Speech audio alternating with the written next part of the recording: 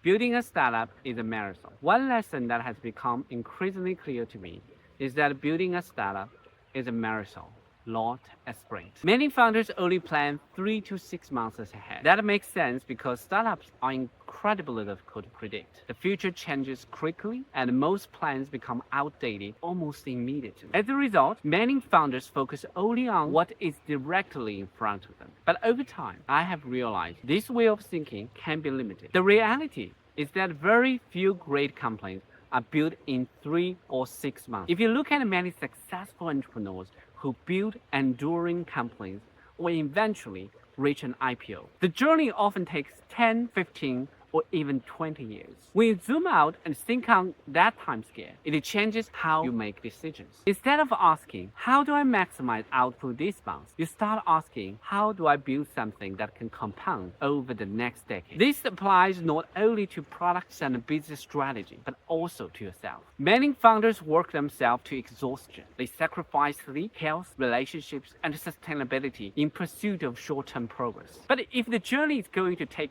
10 years, burning yourself out is not a winning strategy. It's actually a risk to the business. A startup is not just about working harder. It's about building the systems, processes, and organization that can consistently produce results over a very long period of time. The goal is to create a machine that can generate steady progress year after year, rather than relying entirely on the heroic efforts from the founder. So when you are making decisions, try viewing them through the lens of a decade instead of a quarter. Ask yourself, is this sustainable? Will this still make sense 5 or 10 years from now? Am I building something that can last? Because in the end, startup success is rarely determined by who can sprint the fastest. More often, it's determined by who can keep running the longest.